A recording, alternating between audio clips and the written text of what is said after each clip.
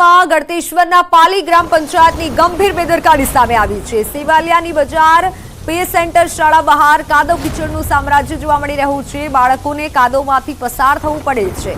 ગંદકીને લઈને બાળકોમાં રોગચાળાની ભીતિ સેવાઈ રહી છે। તાત્કાલિક ગંદા પાણીનો નિકાલ કરવા લોકમાંગ ઉઠી છે। બાળકોને કાદવમાંથી પસાર થઈ અને સ્કૂલે જવું પડે છે અને જેથી વાલીઓમાં પણ રોષ છે। ગંદકીને લઈને બાળકોમાં રોગચાળો વકરવાની પણ ભીતિ સેવાઈ રહી છે, જેથી સ્થાનિકો તાત્કાલિક સમસ્યાનું નિવારણ આવે તેવી માંગ કરી રહ્યા છે।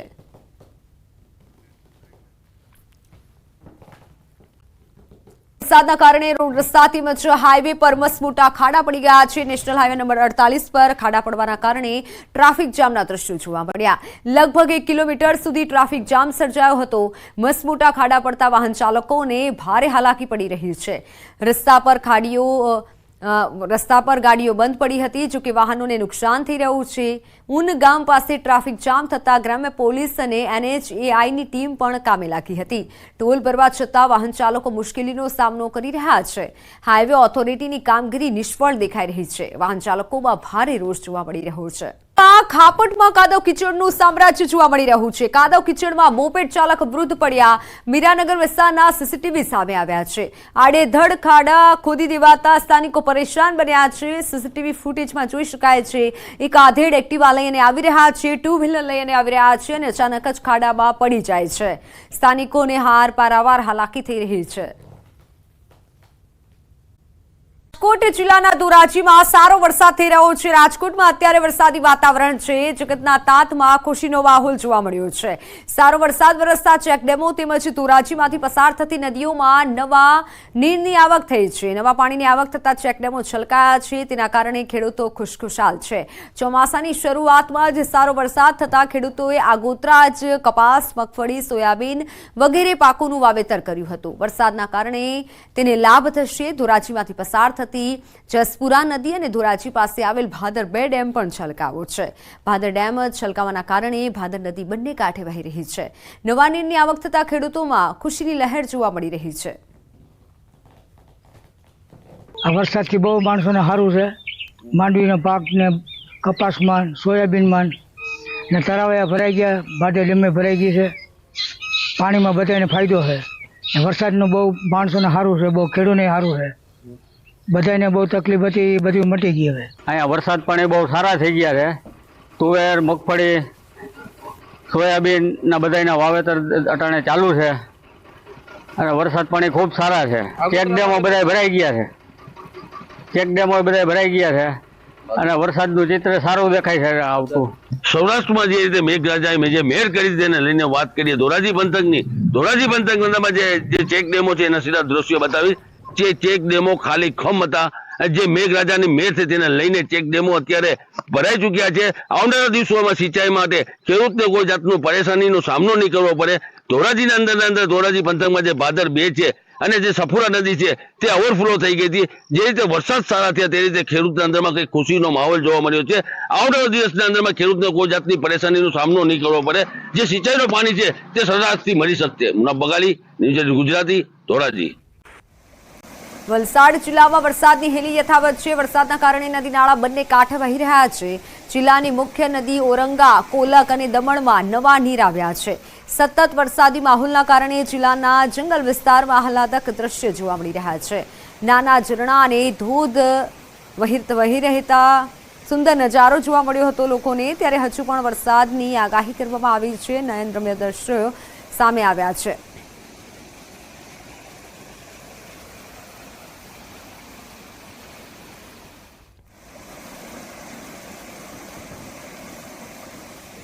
વલસાડ જિલ્લામાં આજે પણ વરસાદી માહોલ યથાવત છે। જિલ્લાના તમામ તાલુકાઓમાં નોંધપાત્ર વરસાદ વરસ્યો છે। જોકે સૌથી વધુ વરસાદ વલસાડના છેવાડે આવેલા કપરાડા અને ધરમપુર તાલુકામાં વરસ્યો છે। કપરાડા અને ધરમપુરમાં 4 થી 5 ઇંચ વરસાદ વરસતા આ વિસ્તારમાંથી પસાર થતા તમામ નદી નાળાઓ અત્યારે બે કાંઠે વહી રહ્યા છે અને આ જંગલ વિસ્તારની અંદર અત્યારે આહલાદક દ્રશ્યો જોવા મળી રહ્યા છે। ભારે વરસાદને કારણે ઉપરવાસમાં ભારે વરસાદને કારણે તમામ નદીઓમાં પાણીની આવકમાં સતત વધારો થયો છે। પરિણામે જે અંતરિયાળ વિસ્તારોમાં આવેલા નાના કોઝવે અને ચેકડેમો છલકાયા છે અને આહલાદક દ્રશ્યો જોવા મળી રહ્યા છે। વલસાડમાં અત્યાર સુધી જોવા જઈએ તો કપરાડા તાલુકામાં અત્યાર સુધી સિઝનનો 25 ઇંચથી વધુ વરસાદ વરસ્યો છે। હજુ પણ આગામી સમયમાં ભારે વરસાદની હવામાન વિભાગની આગાહી છે અને જોકે સતત વરસી રહેલો વરસાદ આ વિસ્તારના જે મુખ્ય પાક ડાંગરનો પાક છે તેને અનુકૂળ હોવાથી ખેડૂતોમાં અત્યારે ખુશી છે અને ખેડૂતો રોપણીમાં વ્યસ્ત થયા છે। આમ વલસાડ જિલ્લામાં સતત વરસી રહેલા વરસાદને કારણે શહેરી વિસ્તારોમાં જનજીવન પ્રભાવિત થયું છે, પરંતુ ગ્રામ્ય અને ડુંગરાળ વિસ્તારની અંદર વરસાદી માહોલને કારણે નયનરમ્ય દ્રશ્યો જોવા મળી રહ્યા છે। ભરતસિંહ વાડેર, ન્યૂઝ 18 ગુજરાતી, વલસાડ। ડાંગ જિલ્લામાં મેઘરાજાએ ફરી ધમાકેદાર બેટિંગ શરૂ કરી છે। આજે સવારથી જ આહવા, વઘઈ તેમજ સાપુતારામાં વરસાદ વરસી રહ્યો છે। સાપુતારામાં વરસાદ વરસતા બોટિંગ સહિતની એક્ટિવિટી બંધ કરવાની ફરજ પડી છે। વરસાદના કારણે જનજીવન પણ પ્રભાવિત થયું છે। ચોમાસામાં શનિ રવિની રજા માણવા ગયેલા પ્રવાસીઓએ માત્ર વાતાવરણની મજા માણી સંતોષ માન્યો હતો। मुकुल वासनिक जी, शक्ति सिंह गोयल जी, अमित चावड़ा जी, दीपक बाबरिया जी, शैलेश परमार जी, जगदीश ठाकुर जी, सिद्धार्थ पटेल जी, आमी याग्निक जी, लालजी देसाई जी, हिम्मत सिंह पटेल जी, जिग्नेश मेवानी जी, इंद्र विजय जी, इमरान खेडावाला जी, ललित भाई, लाला भाई पटेल जी, मतलब हमारे सारे के सारे सीनियर नेता और हमारे प्यारे कार्यकर्ता, बब्बर शेर टाइगर, आप सबका यहां मैं बहुत दिल से स्वागत करता हूं।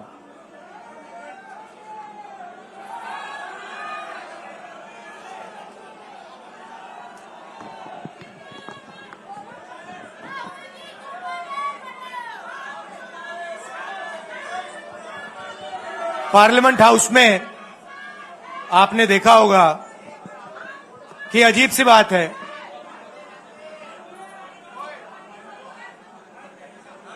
बीजेपी की जो पूरी मूवमेंट थी, राम मंदिर की, अयोध्या की मूवमेंट थी। सही बात, शुरुआत अडवाणी जी ने की थी, रथ यात्रा हुई थी, उसमें आपने अडवाणी जी को रथ पे देखा था। कहा जाता है कि नरेंद्र मोदी जी ने उस यात्रा में अडवाणी जी की मदद की थी। इनकी शुरुआत वहां हुई, राइट? ठीक है। रथ यात्रा चली और पार्लियामेंट में मैं सोच रहा था कि उन्होंने राम मंदिर का इनॉग्रेशन किया और राम मंदिर के इनॉग्रेशन में अदानी जी दिख गए, अंबानी जी दिख गए, मगर गरीब व्यक्ति वहां कोई नहीं दिखा। आपने देखा होगा, टीवी पे देखा आपने। अब उसका नतीजा बताता हूं। पार्लियामेंट में मैं यहां बैठता हूं, यहां पे अयोध्या के एमपी बैठते हैं। देखा आपने उनका चेहरा, इंडिया गठबंधन के हैं, है ना। मैंने उनसे पूछा कि भैया आप मुझे एक बात समझाओ, ये बीजेपी ने अपनी पूरी पॉलिटिक्स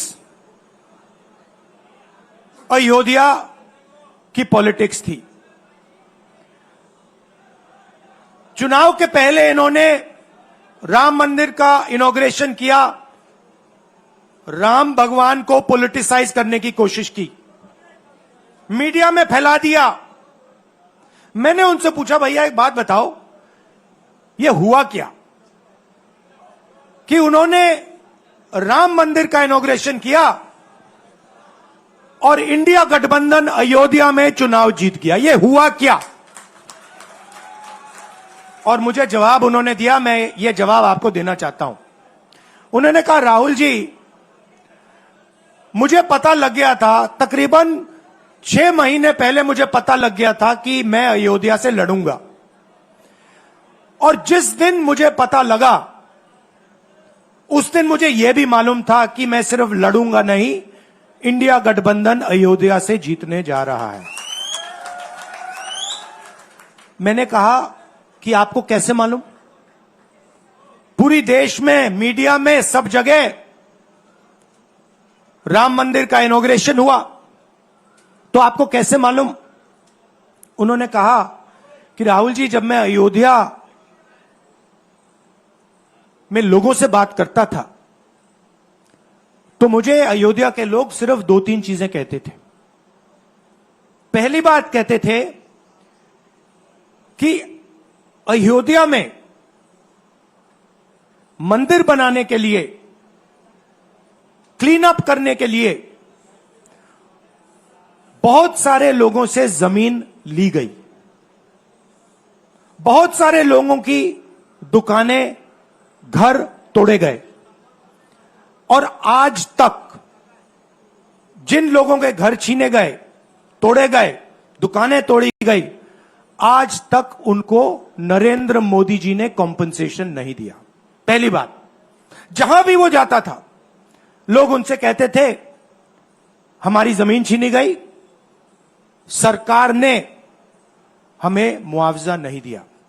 दूसरी बात, अयोध्या का इंटरनेशनल एयरपोर्ट बना, बड़ा एयरपोर्ट, जमीन किसकी गई? अयोध्या के किसानों की जमीन गई। आज तक उनको सही मुआवजा नहीं मिला। और तीसरी बात इन्होंने बताई मुझे, तीसरी बात, राहुल जी, अयोध्या की जनता को बहुत गुस्सा आया जब उन्होंने देखा कि राम मंदिर के इनॉग्रेशन में अयोध्या का एक भी व्यक्ति नहीं था। यह कारण थे। मगर मैं आपको यह कहानी क्यों बता रहा हूं?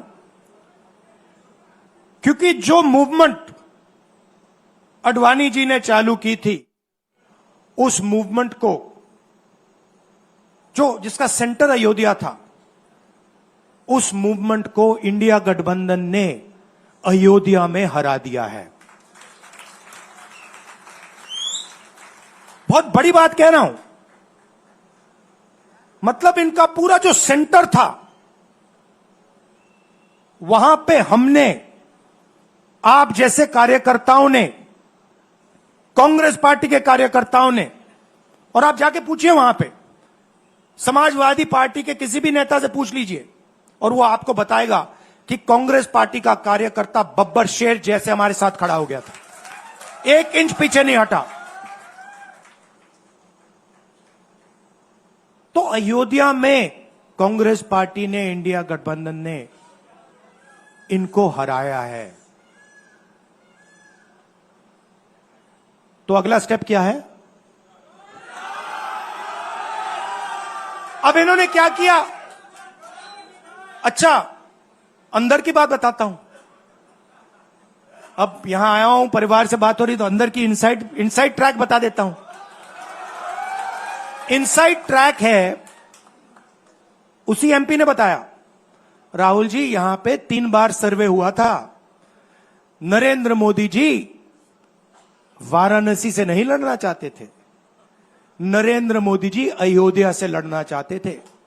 उनके सर्वेयर आए, 3 बार आए, नरेंद्र मोदी जी आए, और सर्वेयर ने उनको कह दिया, नरेंद्र मोदी जी अगर आप अयोध्या से लड़ेंगे, आप अयोध्या में हारेंगे, आप अयोध्या में मत लड़िए, क्योंकि अगर आप लड़ गए, आपका राजनीतिक करियर अयोध्या में खत्म हो जाएगा। इसलिए अयोध्या से नहीं लड़े, वाराणसी से लड़े। और वाराणसी में हमने 1-2 छोटी गलती कर दी, नहीं तो वहां उनको निपट लेते। मतलब आप देखिए, अयोध्या में उन्हीं के लोगों ने उनसे कहा कि हारोगे, और काशी में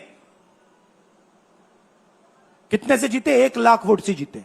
मतलब जान बचा के निकले हैं। सच्चाई है। जैसे मैंने पार्लियामेंट हाउस में कहा, हमारा काम, ये जो लगा रखा है मैंने आज, ये जो चिन्ह लगा रखा है इसको क्या कहते हैं? अभय मुद्रा कहते हैं। ये आपका चिन्ह है, इसको भूलो मत आप आज वापस जाओगे। अलग अलग धर्म के लोग हो आप, हर धर्म में यह चिन्ह आपको दिखाई देगा। गुरु नानक जी की फोटो देखिए, महावीर की देखिए, बुद्धा की देखिए। इस्लाम में भी जैसे मैंने पार्लियामेंट में कहा, दुआ मांगी जाती है दोनों हाथ से, ऐसे मांगी जाती है। आप शिव जी की फोटो देखिए, उसमें आपको यह दिखाई देगा। और इसका मतलब है डरो मत, डराओ मत। और मैं आपसे यहां कहने आया हूं, इन्होंने आपके ऑफिस पे आपके कार्यकर्ताओं पर आक्रमण किया है। अब आपको डरना नहीं है, डराना नहीं है। इन्होंने हमारे ऑफिस पे धमकाकर, ऑफिस को तोड़कर हमें चैलेंज दिया है। चैलेंज क्या है? गुजरात के चुनाव में मैं आपको बता रहा हूं, हम सब मिलकर इनको गुजरात में हराने जा रहे हैं। जो हमने कहा, और लिख के ले लो, कांग्रेस पार्टी की जो आत्मा है वो गुजरात के चुनाव में लड़ेगी। और नरेंद्र मोदी और बीजेपी को गुजरात में जैसे हमने अयोध्या में हराया है, वैसे ही हम गुजरात में इनको हराने जा रहे हैं। कौन हराएगा? हमारे लीडर हराएंगे, हमारे बब्बर शेठ टाइगर हराएंगे। आप देख रहे हो, मैं बता रहा हूं आपको। देखो 50% आप में से लोग, 50% आप क्या सोच सकते थे? मैं आपको पूछ, 50% आप में से लोग, 50% आप क्या सोच सकते थे? मैं आपको पूछता हूं, आप क्या सोच सकते थे? चुनाव से पहले आप सोच सकते थे कि अयोध्या में बीजेपी हारेगी? ना। आप सोच सकते थे कि नरेंद्र मोदी से जान बचा के निकलेगा? मतलब मार्जिन ऐसे तुक्के से निकलेगा, सोच सकते थे? मैं आपको बता रहा हूं, जैसे ये अयोध्या में हारे, वैसे यहां पे हारने जा रहे हैं। आपको सिर्फ एक बात बोलनी है, आपको डरना नहीं है। बिना डरे अगर आप बीजेपी से लड़ गए, चाहे आप किसान हो, मजदूर हो, छोटे व्यापारी हो, अगर गुजरात की जनता बिना डरे लड़ गई, बीजेपी सामने नहीं खड़ी हो पाएगी। दूसरा उदाहरण देता हूं। आप कांग्रेस पार्टी को जानते हो?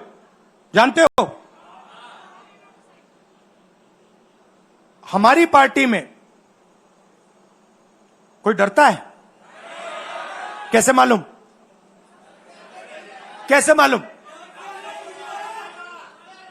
हमारी पार्टी में दिल से बात कर देते हैं। बड़ा सा बड़ा हो, राहुल गांधी हो, हमारे पार्टी के लोग कहते हैं राहुल गांधी, मुझसे कहते हैं, मेरे कमरे में आके कहते हैं, राहुल जी ये जो आपने किया हमें अच्छा नहीं लगा। कहते हैं, मैं बता रहा हूं आपको। और मैं कहता हूं आपने सही बोला, इस बार मैंने ऐसे नहीं करना था, जो आप बोल रहे हो वैसे करना था। हम डरते नहीं है, ना हमारे कार्यकर्ता हमें बोलने से डरते हैं, ना हम अपनी कार्यकर्ता की बात सुनने से डरते हैं, ना हमारा कार्यकर्ता हमसे डरता है। अब देखिए, मैं आपको रियलिटी बता रहा हूं। बीजेपी में नरेंद्र मोदी बैठे हैं, उनकी पूरी टीम बैठी है उनके सामने। मैं आपको इंटरनल बात बता रहा हूं, उनमें से कोई नरेंद्र मोदी को नहीं चाहता, मगर कोई नहीं चाहता। मतलब पूरी लीडरशिप टीम देख लो, आगे बैठी है। मैं बता रहा हूं आपको, अंदर की बात बता रहा हूं, इनसाइड ट्रैक दे रहा हूं, कोई नहीं चाहता, मगर दम नहीं है, डरते हैं।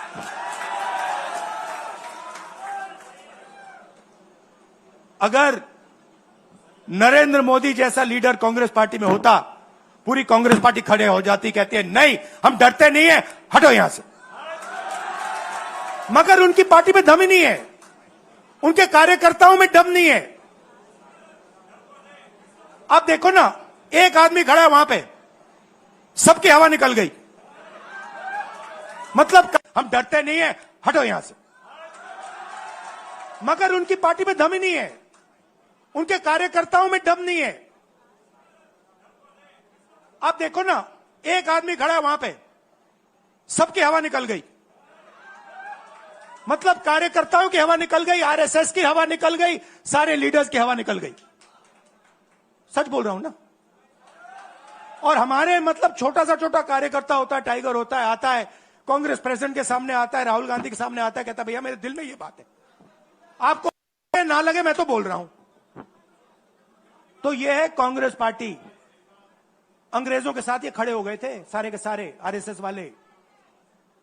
हम लड़े थे, हमने कहा, देश से हमने कहा था डरो मत, डराओ मत, हमने कहा था। बीजेपी के लोगों ने हाथ जोड़ के कहा था भैया डर गए हम, जो करना है कर लो। तो आप अपनी हिस्ट्री समझो। जो डर की भावना होती है ना, वो आप में नहीं है, उनमें है। और इसी के कारण मैं आपको बता रहा हूं, कांग्रेस पार्टी गुजरात में जीतेगी और गुजरात से ही नई कांग्रेस पार्टी बनेगी। क्योंकि कांग्रेस पार्टी, मैं गहरी बात बोल रहा हूं, मैं ऐसी आलतू फालतू बात नहीं करता हूं। देखिए, कांग्रेस पार्टी बनी कहां थी? मतलब हमारे जो सबसे बड़े नेता थे, जिन्होंने रास्ता दिखाया था। आप क्या सोचते हो, जब यहां अंग्रेज राज करते थे, क्या डर नहीं था? गुजरात के व्यक्ति ने कहा था, महात्मा गांधी ने देश को कहा कि देखो, डरो मत, डराओ मत। और आग गुजरात से शुरू हुई थी। और आज अगर कांग्रेस पार्टी है, तो वो पार्टी, वो भावना, वो सोच गुजरात से शुरू हुई थी। इसीलिए जब इन्होंने हमारा ऑफिस तोड़ा, मैंने सोचा भैया मौका मिल गया, अब हम इनको सबक सिखाएंगे। जैसे इन्होंने हमारा ऑफिस तोड़ा, वैसे ही हम उनकी सरकार को तोड़ने जा रहे हैं। अच्छा, अब मैंने डरो मत की बात करी, मगर एक शिकायत भी है। ये भी नहीं है कि कांग्रेस पार्टी गुजरात में कमियां नहीं है, ये कहना पड़ेगा।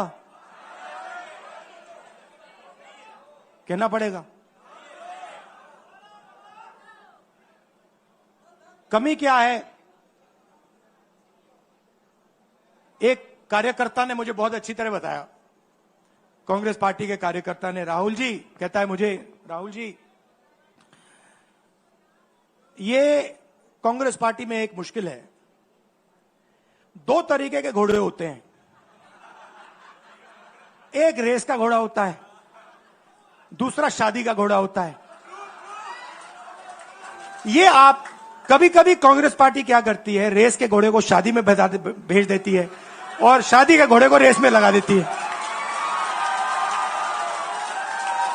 तो उसने कहा ये आप बंद करा दीजिए, रेस के घोड़े को आप रेस दौड़ाइए और शादी के घोड़े को आप शादी में भेजिए। तो ये हमें गुजरात में करना है। जो रेस का घोड़ा है, जो तैयार है, दौड़ने के लिए तैयार है, उसको रेस में लगाना चाहिए। और जो हमारे शादी के घोड़े हैं, वो हैं, उनको हमें शादी में, बारात में नचा देना चाहिए। तो अब मेरा कहना है कि यह काम सीरियसली करना है। हम पिछले चुनाव में, आप भी जानते हो, मैं भी जानता हूं कि हम बीजेपी से पिछले चुनाव में नहीं लड़े थे, ठीक से नहीं लड़े थे। उससे पहले चुनाव में 2017 में हम 3 महीने कह लो, 4 महीने कह लो, 4 महीने 3 महीने हम लड़े और नतीजा आपने देखा। गुजरात के सीनियर नेताओं ने मुझे बस में कहा, मैं बता रहा हूं आपको इनसाइड ट्रैक, मुझे बस में कहा कि राहुल जी गुजरात में हमें 40 सीटें मिलेंगी। मैंने उनसे कहा 40 नहीं, हम चुनाव जीतने जा रहे हैं और 16 सीट से हम चुनाव हारे। अब 3 साल है, 3 महीने में हम फिनिश लाइन तक पहुंच गए थे। 3 साल में हम फिनिश लाइन को मतलब उधर पीछे छोड़ के निकल जाएंगे। मैं आपको यहां कह रहा हूं कि आप लोग गुजरात में कितने साल बाद, 30 साल हो गए, 30 साल हो गए। मैं आपको बता रहा हूं, मानो ना मानो, आप में से 50% अभी मान रहे हैं और 50% कह रहे नहीं भैया नहीं होगा। जो 50% मान रहे हैं, मैं आपसे बात कर रहा हूं। जो 50% मान रहे हैं, मैं आपसे बात कर रहा हूं। आप लड़ जाओ और ये बाकी 50% बैठे हैं, उनकी माइंड बदल दो, नैया पार हो जाएगी, सरकार बन जाएगी। और मैं आपसे कहना चाहता हूं कि एआईसीसी की टीम, राहुल गांधी, मेरी बहन, सारे के सारे सीनियर लीडर आपके साथ यहां खड़े होंगे, आपके साथ मिलकर इनकी सरकार को तोड़ेंगे। आपने बहुत सहा है, बहुत लाठियां खाई हैं, बहुत अपमान हुआ है आपका, गालियां खाई हैं आपने। अब बहुत हो गया, अब इनको हमें सबक सिखाना है और हम इनको हराने जा रहे हैं। और नफरत से नहीं, मोहब्बत से आप देखना, मोहब्बत से हम इनको हराएंगे। कैसे? क्योंकि नरेंद्र मोदी जी का जो विजन था,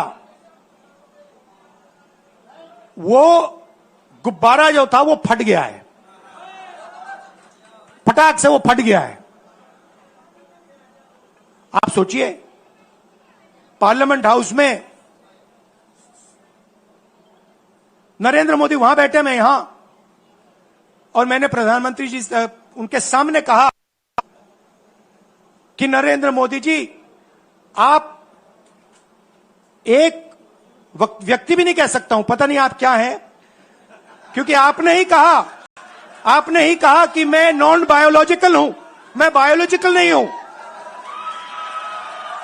और मेरा सीधा डायरेक्ट कनेक्शन है ईश्वर से। अरे भैया, आपका डायरेक्ट कनेक्शन है ईश्वर से, तो अयोध्या कैसे हार गए? कैसे हार गए? तो हमारे प्रधानमंत्री सोचते हैं कि बाकी सब लोग बायोलॉजिकल, गुजरात की जनता बायोलॉजिकल, गांधी जी बायोलॉजिकल, हिंदुस्तान के किसान मजदूर सब लोग बायोलॉजिकल, और नरेंद्र मोदी नॉन बायोलॉजिकल।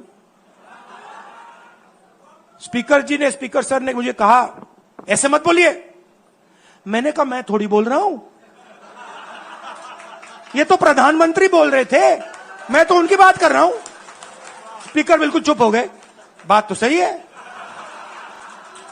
बात तो सही है, ये राहुल गांधी के शब्द थोड़ी है, ये तो हिंदुस्तान के प्रधानमंत्री के शब्द हैं, नॉन बायोलॉजिकल।